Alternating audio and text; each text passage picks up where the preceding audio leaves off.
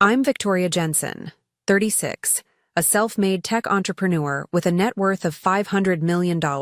After 10 years of what I thought was a happy marriage to Ryan, a corporate lawyer, I discovered the ultimate betrayal while planning our anniversary celebration. On his laptop, I found divorce papers marked to be filed after offshore asset search completion. He severely underestimated my business acumen and strategic thinking. Little did he know I'd built my empire by anticipating threats before they materialized. Before I continue my story, let me know where you're watching from and hit subscribe if you want more stories about women who refuse to be outsmarted. I grew up in a middle-class household in Minneapolis, the only daughter of two dedicated public school teachers. My parents couldn't afford fancy vacations or designer clothes, but they invested everything in my education. "Your mind is the one asset no one can take from you," my father would say. Those words would prove prophetic decades later. From an early age, I showed an unusual aptitude for mathematics and computer science. While other teenagers decorated their rooms with boy band posters, I was building primitive network security systems and reading about encryption algorithms. My parents didn't understand my passion, but they supported it wholeheartedly, converting our garage into a makeshift computer lab. After graduating summa cum laude from MIT with dual degrees in computer science and business, I turned down lucrative offers from Silicon Valley giants. I had identified a critical gap in the cybersecurity market that no one was addressing. With a $50,000 loan from my parents' retirement savings and working out of my tiny studio apartment, I founded Secure Nova when I was just 23. The first 3 years were brutal. I worked 18-hour days, subsisted on ramen noodles, and faced countless rejections from potential clients and investors. Male venture capitalists would listen to my pitch, then ask if they could speak to the technical lead or meet with the real founder. I was both. Their condescension only fueled my determination. My breakthrough came when a major financial institution suffered a catastrophic data breach that cost them billions. My innovative security protocol, which I had been pitching unsuccessfully for years, suddenly became the most sought-after solution in the industry. Within 18 months, Secure Nova grew from 3 employees to over 200. By my 30th birthday, my company valuation exceeded $500 million. Today, it's worth over $2 billion. I met Ryan at a charity gala 7 years after founding Secure Nova. By then, I was established in the business world, featured in Fortune and Forbes, and named among the most influential women in tech. Ryan approached me at the bar, charming and unpretentious in a sea of networking opportunists. He introduced himself as a corporate attorney, but spent the entire evening asking insightful questions about my work, seemingly genuinely interested in cybersecurity ethics rather than my net worth. "Most people at these events want to tell me about their brilliant startup ideas," I said. "I'd rather hear about yours that actually worked," he replied with a warm smile that reached his eyes. Our courtship was a whirlwind. Ryan was everything. I thought I wanted intelligent, ambitious, but not intimidated by my success, sophisticated, yet down to earth. 6 months after we met, he proposed during a private helicopter tour over New York City, the place where we'd had our first date. Looking back, I should have recognized the pattern. Ryan was drawn to grandiose displays, to things that projected wealth and status. The first years of our marriage seemed perfect. We complemented each other well. My technical mind balanced his legal expertise. His social ease helped me navigate the networking events I'd always found draining. We built a stunning modern home in the Connecticut countryside, traveled extensively, and supported each other's career endeavors. At least, that's the story I told myself. Ryan's legal practice specialized in high-net-worth divorce cases. He represented wealthy clients, predominantly men, in their marital dissolutions. I remember joking once about keeping our finances separate just in case, and Ryan laughing it off. "My clients should have been so smart," he said. I thought he was complimenting my business sense. Now I realize he was already thinking several moves ahead. The warning signs were subtle but present from the beginning. Ryan's fascination with my wealth manifested in small ways. He kept track of my company's stock price with unusual attention. He casually mentioned which of our assets were in my name versus his. He suggested numerous offshore investment opportunities. That would have made tracing my finances more difficult. I attributed his interest to his professional background, never suspecting malicious intent. Our life together looked immaculate from the outside. We hosted dinner parties for Silicon Valley elites and Manhattan socialites in our perfectly appointed home. We donated to the right charities, attended the prestigious galas, and maintained the appearance of the ideal power couple. But behind closed doors, emotional distance grew between us. In the last year, Ryan's behavior changed more noticeably. Phone calls that abruptly ended when I entered the room, late nights working that couldn't be verified, weekend conferences with no promotional materials or agendas, a password suddenly appearing on his personal laptop. The classic signs that I, despite my analytical mind, rationalized away. I tried everything to save what I thought we had.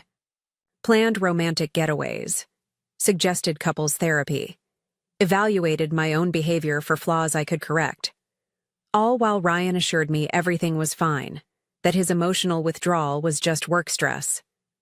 "The Williams case is killing me," he'd say, referring to one of his high-profile divorce clients. "Once it's settled, things will go back to normal." I believed him because I wanted to believe him, so when our 10th anniversary approached, I threw myself into planning the perfect celebration, hoping it might rekindle what we had lost. That's when everything changed.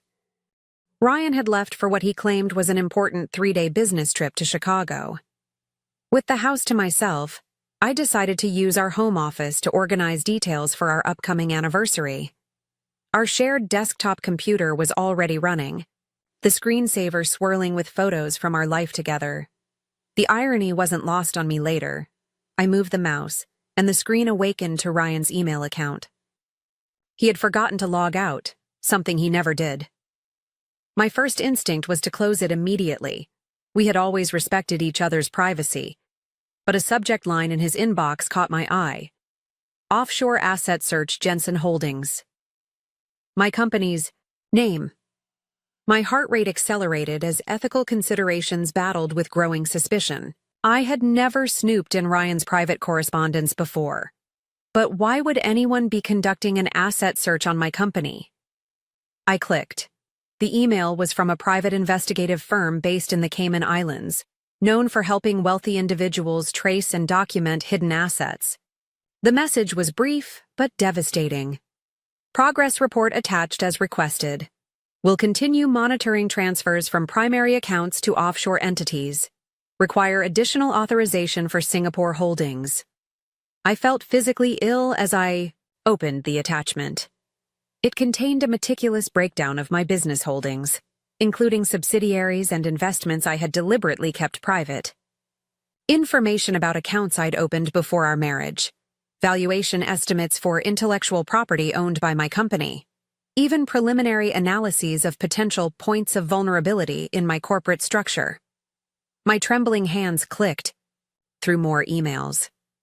There were conversations between Ryan and several of his divorce attorney colleagues, discussing precedents in cases involving high-net-worth wives and business asset division strategies. In one particularly painful exchange, a colleague asked, "Timeline?" And Ryan responded, "After anniversary trip. Paperwork ready to file once offshore search completes." The room seemed to tilt as I processed the information. Ryan wasn't planning a surprise anniversary gift as I'd briefly hoped. He was planning to divorce me, but only after he had comprehensively documented every cent I possessed. The deepest cut came when I discovered emails between Ryan and his assistant Rachel. I had always liked Rachel, even defended her when friends commented on her excessive texting with my husband. "They work closely together," I'd insisted. "It's professional." The emails proved otherwise. "V still suspects nothing," Ryan wrote to her. "Anniversary plans proceeding.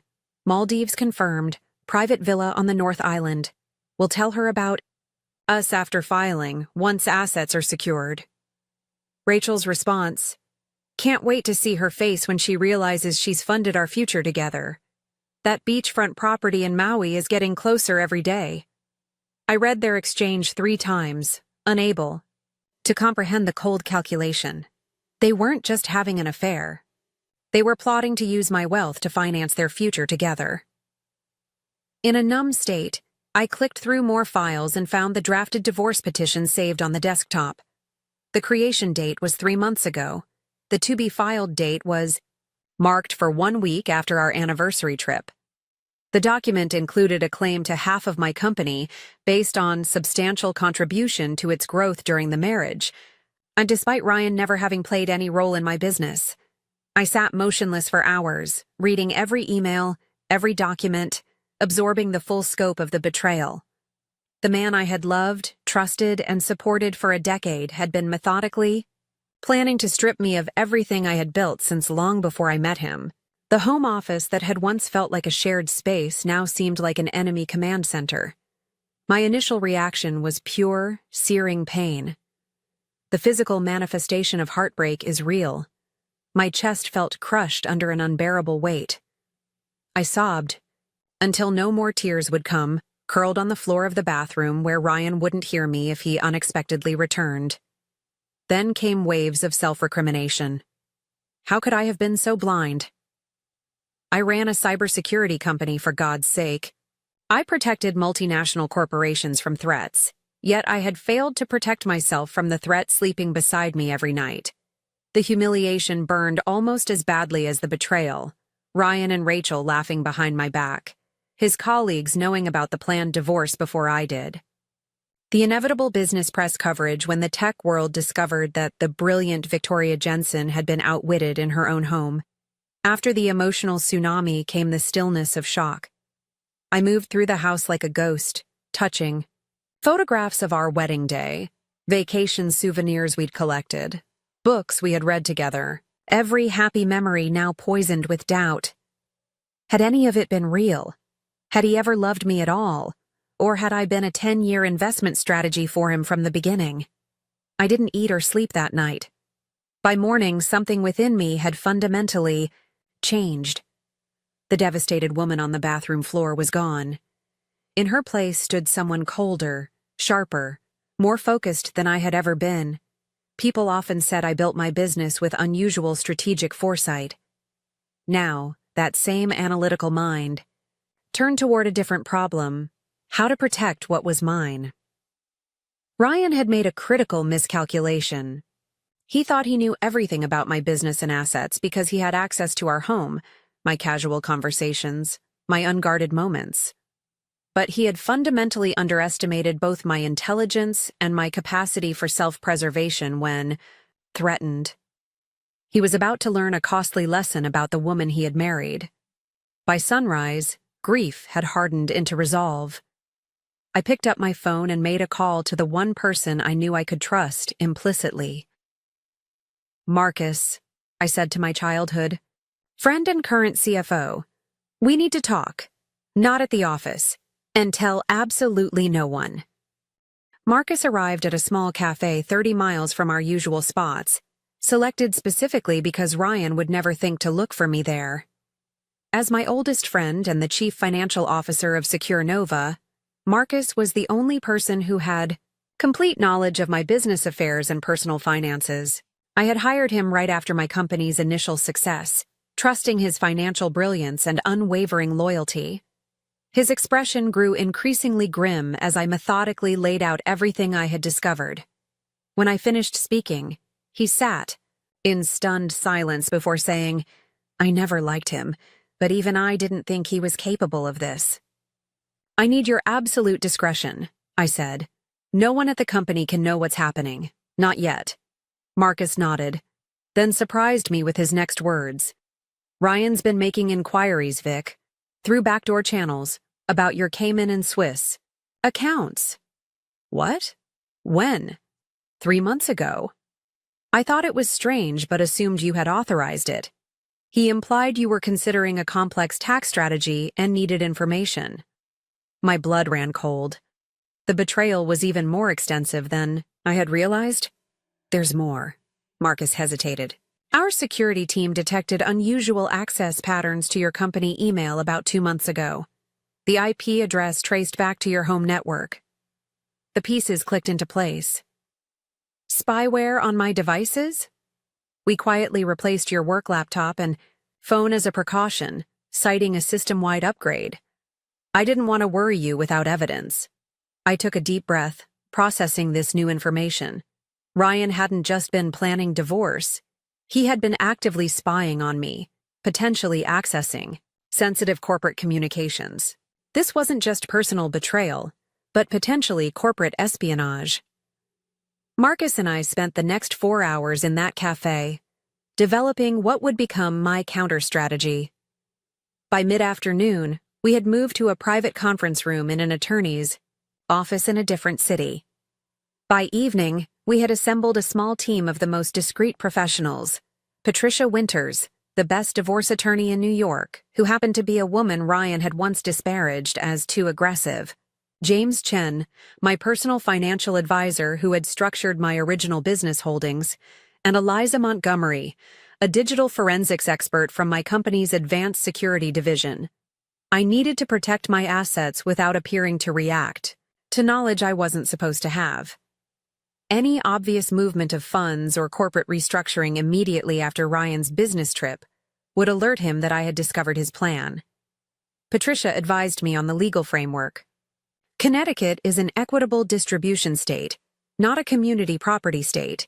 That works in your favor. Assets you owned before marriage remain separate property if they haven't been commingled. The challenge will be proving which assets have maintained their separate character. What about my company? I asked. Ryan's divorce filing claims he made substantial contributions to its growth. Did he ever work for Secure Nova in any capacity? Board member, advisor, investor? Absolutely not. I was explicit about keeping our professional lives separate. Good. Did you ever transfer company shares to him or add his name to any corporate documents? Never. Patricia nodded approvingly. That helps significantly, but we need to document the complete separation between your premarital assets and anything acquired during the marriage. James outlined the financial strategy. Your corporate structure gives us advantages. The holding company in Delaware that owns your intellectual property has remained untouched since before your marriage. The Singapore expansion you've been planning for 6 months provides legitimate business reasons for certain asset movements. We discussed every account, every property, every investment. I learned that Ryan had been particularly focused on my international holdings, likely because they seemed more vulnerable to claims. Eliza confirmed that my home devices had indeed been compromised. Sophisticated spyware, professionally installed. It's been capturing screenshots, recording keystrokes, and monitoring communication. Your home is also likely bugged. This explained Ryan's uncanny knowledge of my private business matters. I had often worked from home, discussed sensitive information over the phone in what I thought was the privacy of my own space. Can you remove it without alerting him? I asked. Not without risking his knowledge, but we can feed it selective information while you use secure channels for actual communication. This became a critical component of our strategy, allowing Ryan to continue thinking his surveillance was working while conducting my real business through newly established secure channels. Over the next 24 hours, I barely slept as we refined a comprehensive counter-strategy that would unfold over 7 days. The plan had multiple components. Legitimate business restructuring that had been in planning stages for months, accelerated through proper corporate governance channels. Completion of the Singapore expansion with appropriate asset allocation for international operations. Refinement of corporate intellectual property ownership through previously established Delaware entities. Strategic documentation to prove the separate nature of premarital assets. Digital misdirection through compromised channels while actual operations moved through secure ones. The strategy had to be executed flawlessly, while I maintained the appearance of a wife excitedly planning an anniversary celebration, completely unaware of her husband's betrayal. As dawn broke on the second day, I looked at my team of trusted advisors. Ryan thinks he's been playing chess while I've been playing checkers, I said. He's about to discover I've actually been playing three-dimensional chess all along. The devastated woman who had curled up on the bathroom floor was gone completely now. In her place stood the same strategic thinker who had built a billion-dollar business from nothing. Ryan had made the critical error of separating those two people in his mind. He believed he had married a successful woman who could be emotionally manipulated. He failed to understand that my success came precisely from my ability to channel emotion into strategic action. The next 7 days would be the most challenging test of that ability. As I drove home to maintain appearances, I felt a strange calm settle over me. The initial shock and pain had transformed into cold, focused determination. Ryan wanted a war over assets. I would give him one he was utterly unprepared to fight. Day 1 began the moment Ryan's flight took off for his business conference, which my private investigator confirmed was actually a romantic getaway with Rachel at a luxury resort in the Cayman Islands. The irony wasn't lost on me that he was conducting both his affair and his asset hunt in the same location. I initiated the first phase of our plan, the Singapore expansion that had been in preliminary discussions for months. As CEO, I called an emergency board meeting, citing a competitive threat that required immediate action. The board, trusting my business instincts that had consistently yielded remarkable results, unanimously approved accelerating the expansion plan. By noon, legitimate corporate attorneys were preparing the necessary legal structures for the Asian market entry. By evening, $75 million in corporate assets began moving through proper channels toward the new Singapore entity. From a business perspective, this was a sound strategic move. From a personal protection standpoint, it was brilliant. The assets were corporate, not personal, moving for documented business purposes that predated any knowledge of divorce plans. My home office became command central for the legitimate business operation, knowing full well that Ryan's spyware was documenting every call, every email. Meanwhile, the actual strategic planning happened on secure devices in locations that changed daily. I slept 3 hours that night, my mind racing with both strategic calculations and painful personal realizations. Day 2 focused on intellectual property protection.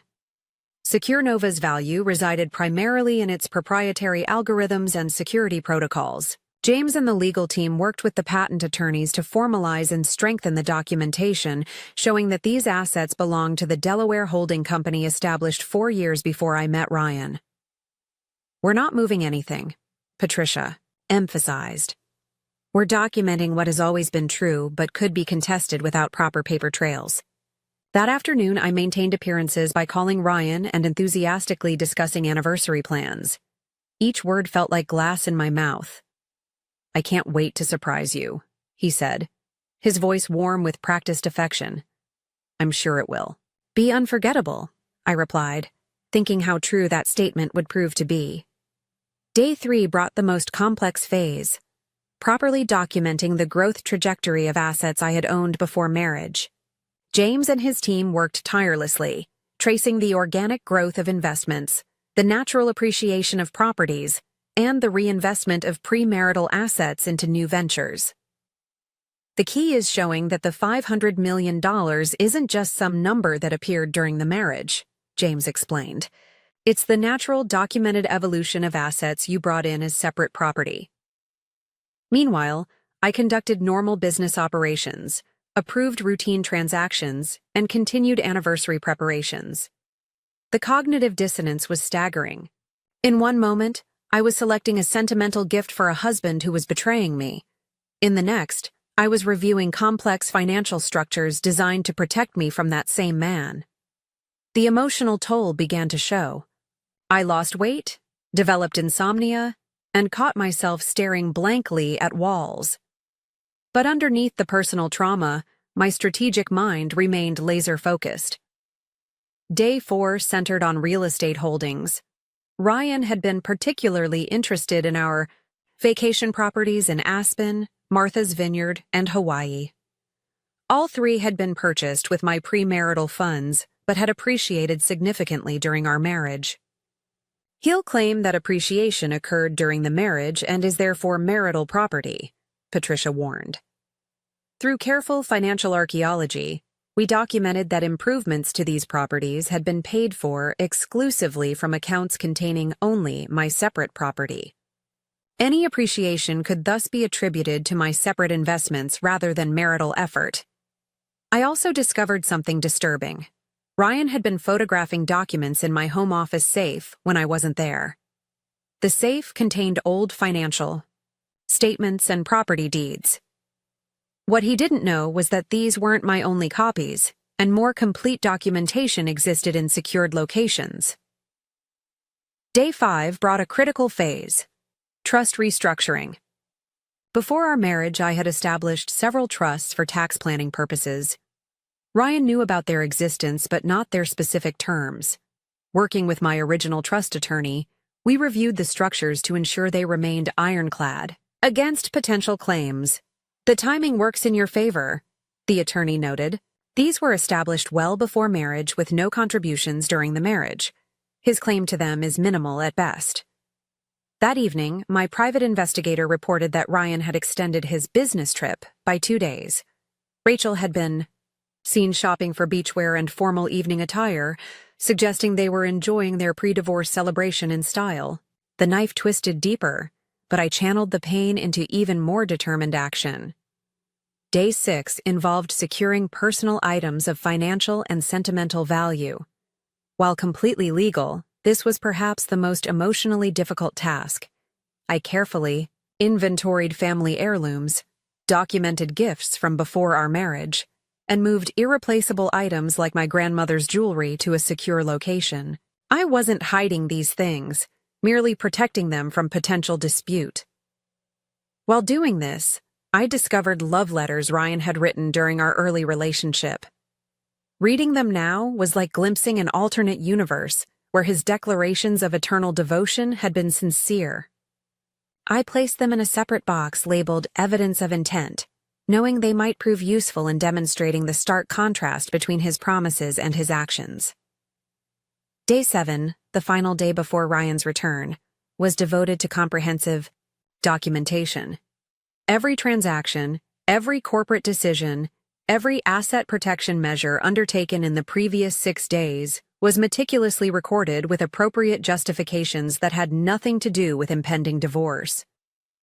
My team gathered, one last time in a secure location to review our work. Each measure taken was legally sound, business appropriate, and properly executed through legitimate channels. We had created no new entities solely for asset protection, moved no funds outside normal business operations, and taken no actions that couldn't be justified by sound business strategy. If this goes to court, Patricia said with satisfaction, every step we've taken is defensible as standard business practice or prudent management of separate property. As evening fell on the 7th day, I returned home to prepare for Ryan's arrival the next morning. The house felt different now, no longer a home but a stage set for the final act of a marriage that had been more fiction than fact. I moved through the familiar rooms with the strange detachment of someone observing their life rather than living it. In the master bathroom, I studied my reflection. The woman looking back had changed in subtle but profound ways. The naive trust was gone from her eyes, replaced by something harder, wiser. I had protected my financial assets, but the emotional cost had been enormous. Still, I recognized that I was emerging stronger, more self-reliant than I had been before. I slept surprisingly well that night, the sleep of someone who has done everything possible to prepare for an approaching storm. When morning came, I dressed carefully in Ryan's favorite outfit, applied makeup to mask my exhaustion, and prepared to deliver the performance of my life. The pieces were in place. Now it was time to let Ryan make his move, not realizing that his game had been quietly, thoroughly, legitimately dismantled before he could play his first card. Ryan returned home on a bright Tuesday morning, suntanned and relaxed from his Cayman Islands tryst with Rachel. He embraced me with practiced affection, presenting a small gift bag containing expensive perfume, his standard offering after business. Trips? I missed you, he lied smoothly, kissing my cheek. I missed you too, I responded, matching his performance with my own. How was Chicago? Productive but exhausting. Endless depositions. He launched into detailed fabrications about meetings that had never occurred while I nodded with feigned interest. I've been busy with anniversary plans, I said, maintaining the facade. I think you'll be really surprised.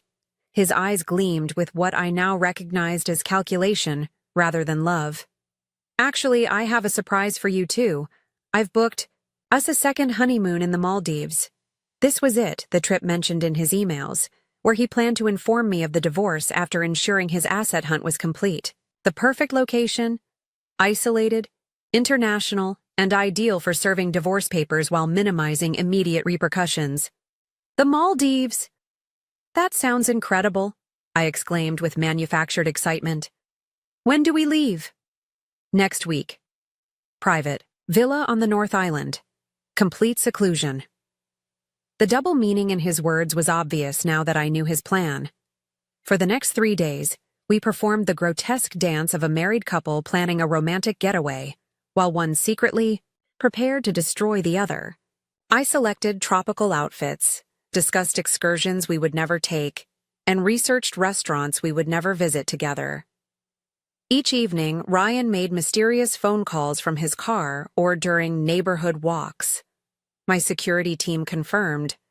These were communications with his divorce attorney, finalizing preparations. On Thursday evening, Ryan announced he had dinner reservations at my favorite restaurant to pre-celebrate our anniversary. I spent hours preparing, knowing this might be the last normal evening before everything changed. As I applied lipstick, my private investigator texted, "Meeting at Hamilton and Reed Law Firm confirmed for 3 p.m., document filing likely." Hamilton and Reed was the prestigious divorce firm representing 3 of Ryan's wealthy clients. Now they were representing him. At 5:30 p.m., just before our dinner reservation, Ryan's phone rang. He stepped onto the terrace to answer it, returning with a masterfully constructed expression of regret. "I'm so sorry, but there's an emergency with the Williams case. I need to go to the office immediately." "Tonight? Can't someone else handle it?" I asked, playing the disappointed wife. "I wish. The judge is making a special exception for a filing deadline. I'll make it up to you tomorrow night, I promise." As he rushed out, my investigator confirmed he was actually heading to the courthouse with his attorney to file the divorce petition. The paperwork that would attempt to claim half of everything I had built was being processed at that very moment. I sat alone in our silent house, the elaborate dinner outfit suddenly absurd. Despite knowing this was coming, despite a week of preparation, the finality of his actions struck me with unexpected force. This was really happening. 10 years of marriage was ending with calculated deception rather than honest conversation.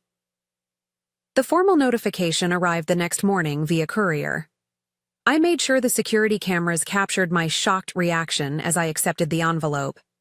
Inside was the divorce petition, asserting claims to half of all assets including my company, citing his substantial contributions to its growth and success. Within hours, Ryan returned home, his demeanor now entirely transformed. Gone was the loving husband planning a romantic getaway. In his place stood a cool, professional divorce attorney managing a high-value case. "I think we should discuss this civilly," he began, settling into an armchair like he was conducting a client meeting. "I've arranged for the Maldives trip to be canceled." "Why are you doing this?" I asked, allowing genuine emotion to color my voice. The question wasn't about the divorce, but about the elaborate deception surrounding it. "These things happen," he replied dismissively. "People grow apart. The important thing now is to divide assets fairly and move forward." "Fairly?" The word caught in my throat. "Yes, fairly. Connecticut law is clear about equitable distribution. My attorneys have prepared a preliminary asset division proposal." He slid a document across the coffee table. You'll see we're suggesting a straightforward 50-50 split of all marital assets, including Secure Nova. I took the paper with trembling hands that weren't entirely feigned. The document outlined exactly what his emails had promised Rachel. Half of everything I had built, including substantial company equity. I'll need time to review this with my attorney, I said softly. Ryan's confidence was palpable. Of course, take the weekend. But Victoria, protracted legal battles only benefit the attorneys. It would be better for both of us to reach an amicable agreement quickly. What he meant was, it would be better for him to secure his payday before I could mount an effective defense. The condescension in his tone suggested he viewed me as the emotional woman who would cave rather than fight. I understand, I replied, playing into his perception of me as the weaker negotiator. He spent the weekend alternating between patronizing explanations of divorce proceedings and cold withdrawal into work calls. I maintained the appearance of shocked devastation, which required little acting. The pain of betrayal was real, regardless of my preparedness for it. By Monday morning, something had changed. Ryan received a call that sent him rushing to his attorney's office. He returned, hours later, his face ashen. Is everything all right? I asked innocently. There seems to be some confusion about the asset documentation, he said carefully. Nothing serious, just unexpected paperwork. What he didn't say was that his legal team had begun the standard discovery process and encountered the first obstacles to his plan. The offshore investigators had submitted their reports, and the picture they painted didn't match Ryan's expectations. On Tuesday, the cracks in his confidence widened. Multiple urgent meetings with his legal team left him increasingly agitated. By Wednesday, his calls to financial analysts became heated, his tone demanding as he tried to understand the corporate structures he was encountering. What exactly is Secure Nova Singapore? He finally asked me directly over an awkward dinner. Our new Asia-Pacific headquarters, I replied calmly. The board approved it months ago. It's been in all the company newsletters. And the intellectual property transferal to the Delaware Holding Company? That wasn't a transfer. That's where it's always been held since before we met. I took a sip of water. Ryan, is something wrong with the discovery process? His forced smile failed to reach his eyes. Just standard information gathering. These corporate structures are quite complex. They're actually fairly standard for a company of our size, I noted mildly, watching him struggle to maintain composure. By Friday, exactly 1 week after filing, Ryan's careful plan had begun to publicly unravel. His legal team requested an emergency conference with my attorneys, where they expressed concerns about asset valuation discrepancies. What they meant was, the fortune they thought they could easily claim was proving remarkably difficult to access. The first hint of panic appeared in Ryan's eyes that evening as he paced our home office, phone pressed to his ear. What do you mean premarital? The appreciation occurred during the marriage. His voice rose as he argued with his own attorney. When the call ended, he approached me with a dramatically altered demeanor. The cold professional was gone, replaced by an attempt at the charming husband I had once loved. Victoria, I've been thinking. Perhaps we've been hasty about all this. Hasty? The divorce filing? I kept my tone neutral. Yes, these things can be filed in the heat of the moment. The desperation in his eyes belied his casual tone. We have 10 years together. Maybe we should consider counseling before making irreversible decisions. I stared at him, amazed by the transparency of his reversal now that his asset grab was failing. Counseling, I repeated, after serving me divorce papers without warning. People make mistakes, he said, reaching for my hand. I withdrew it before he could touch me. Yes, I agreed. They certainly do. The following week brought Ryan's complete psychological unraveling as the full extent of his miscalculation became clear. His legal team's increasingly frantic communications revealed their discovery that Secure Nova's most valuable assets were effectively insulated from his claims through legitimate corporate structures established years before our marriage. "This is all perfectly legal," I overheard him shouting into his phone. "There must be a way to pierce these corporations." The attorney's response clearly displeased him as he slammed his hand against the wall in frustration. The Ryan I had known, always polished and composed, disappeared entirely. In his place stood a man coming to terms with the collapse of his carefully constructed plan. His desperation manifested in a series of increasingly transparent strategies. First came the reconciliation attempt. Over an elaborate dinner he prepared. Himself, Ryan launched into a rehearsed speech about forgiveness, second chances, and the stress that had temporarily clouded his judgment. He spoke of therapy, recommitment ceremonies, and building a stronger marriage from the ashes of this misunderstanding. "I made a terrible mistake," he said, eyes carefully manufactured to appear tearful. "These divorce proceedings, they're not what I really want." "What do you really want, Ryan?" I asked quietly. His hesitation was brief but telling. In that moment of calculation, I saw the truth that had always been there. This wasn't about love or even about me as a person. It was about losing access to wealth he had counted on acquiring. The reconciliation strategy failed, so he pivoted to intimidation. Late-night phone conferences with his legal team led to threats of prolonged litigation, public exposure of company, secrets, and damage to my professional reputation. "You don't want this becoming a media circus," he warned over breakfast. "Tech journalists would love to dissect Secure Nova's internal finances on the front page of every business publication." I simply sipped my coffee and responded, "I've never been afraid of scrutiny, Ryan. My business can withstand it. Can your professional reputation?" The threat was not idle.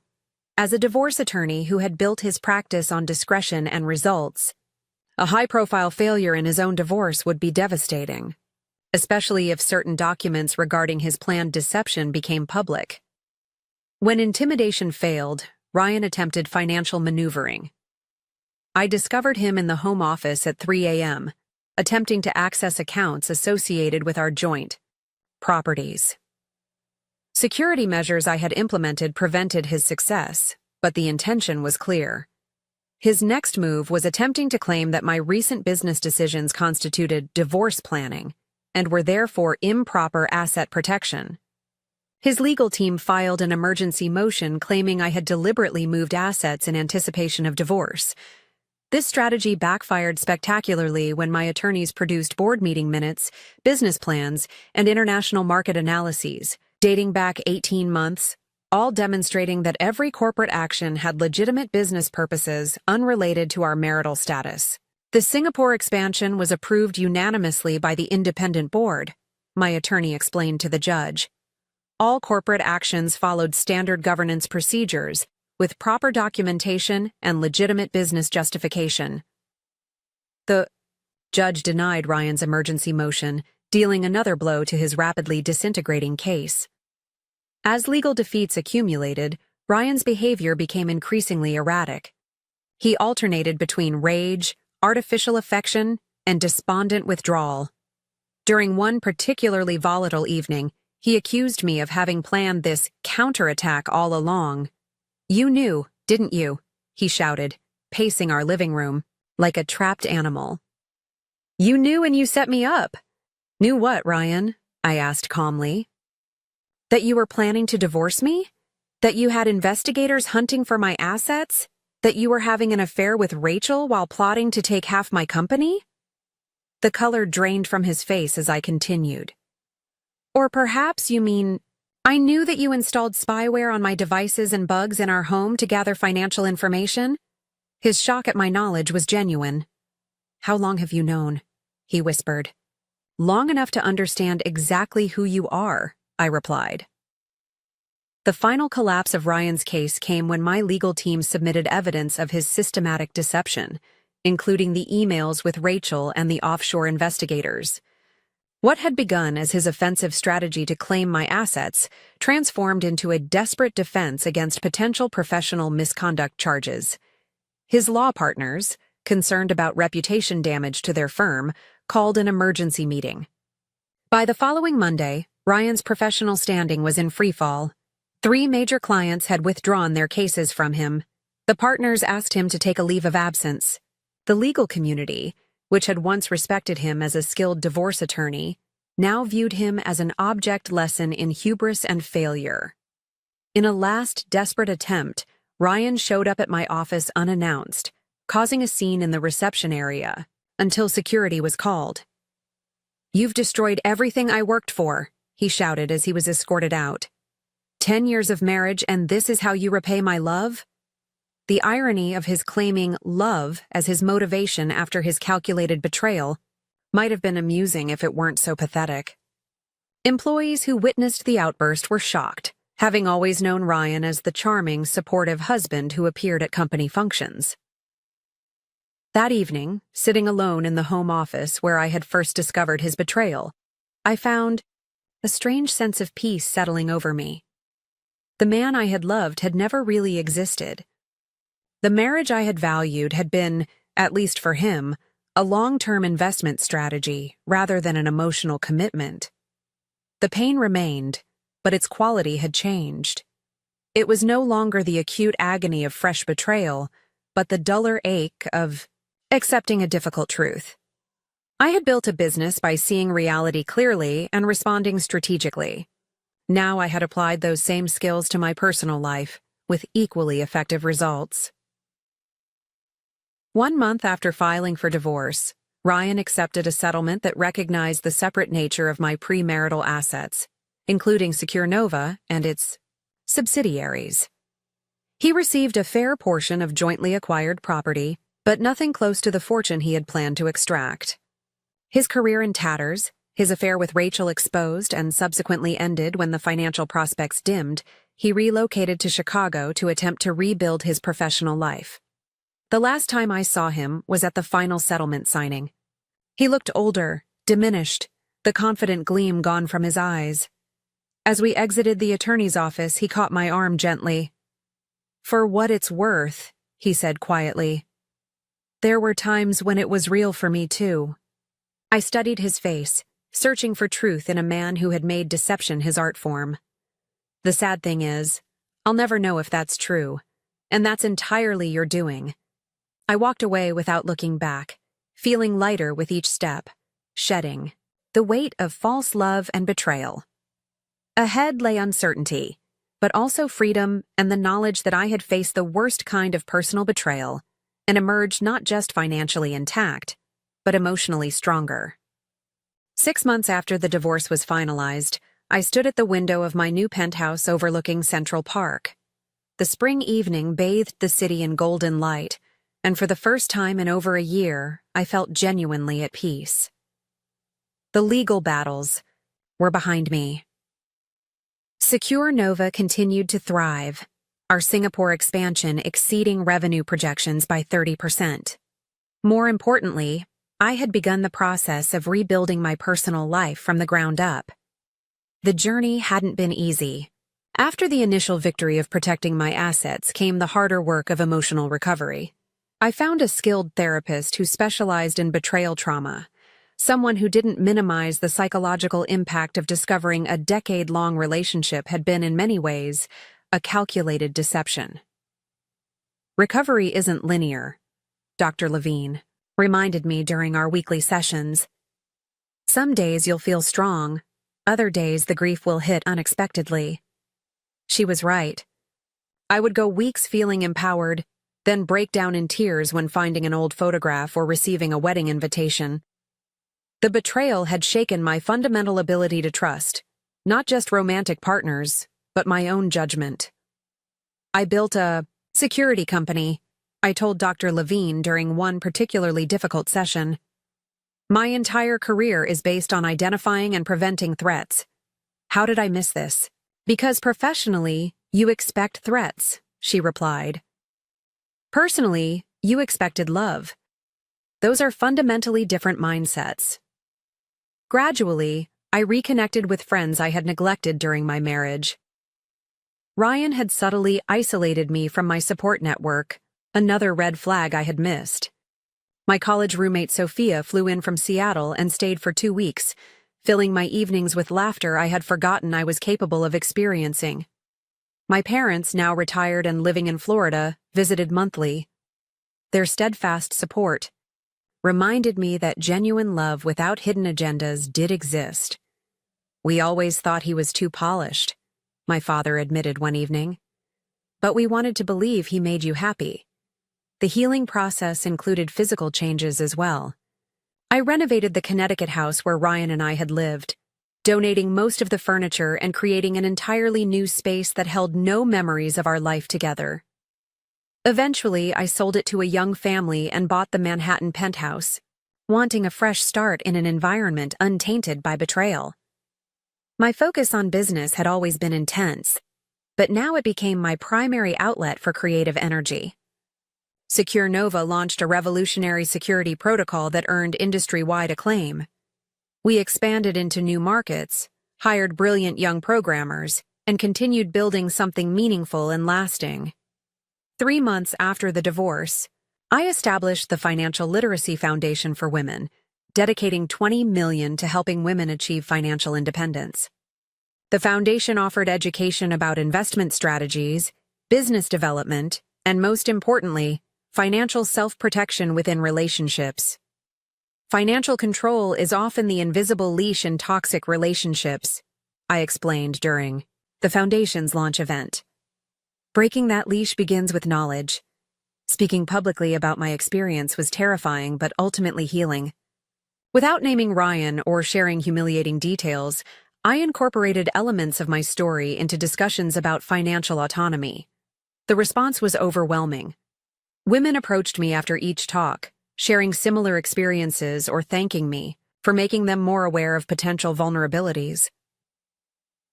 The lessons from my failed marriage crystallized over time into hard-won wisdom. I had ignored early warning signs, rationalizing Ryan's interest in my finances as natural curiosity rather than calculation. I had believed in the image of our relationship rather than paying attention to subtle inconsistencies. I had trusted completely without verifying, something I would never have done in business. Most painfully, I realized I had sacrificed authentic connections for a polished facsimile of love. Ryan had presented himself as the perfect partner, mirroring my desires and expectations. What had been missing was the genuine messiness of real intimacy, the willingness to be flawed and authentic together. "Perfect isn't real," became my personal mantra as I began cautiously dating again. I found myself drawn to different qualities now: authenticity, emotional transparency, people whose actions consistently matched their words. Michael, a neuroscience professor I met through a mutual friend, became an unexpected source of healing. Our relationship developed slowly, based on genuine friendship before evolving into something deeper.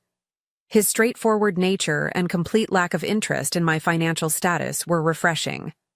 For our third date, he took me stargazing on the roof of the university building, bringing homemade sandwiches and thermos of hot chocolate. "I'm not very good at grand gestures," he apologized. "I've had enough grand gestures to last a lifetime," I replied. "I prefer real." I approached this new relationship with both openness and appropriate caution, maintaining financial boundaries while allowing emotional vulnerability. The balance was delicate but healthy. The most surprising outcome of the entire ordeal was my newfound sense of freedom. Having faced my greatest fear, having my trust completely betrayed, I discovered I could survive and eventually thrive again. The experience had stripped away pretense and left me with clearer vision, both personally and professionally. Ryan's attempt to take what I had built had ultimately failed, but his betrayal had taken something irreplaceable: my naive belief in perfect love and happy endings. In its place grew something more valuable: a realistic appreciation for authentic connection, self-reliance, and the understanding that genuine strength comes not from avoiding pain, but from moving through it with integrity.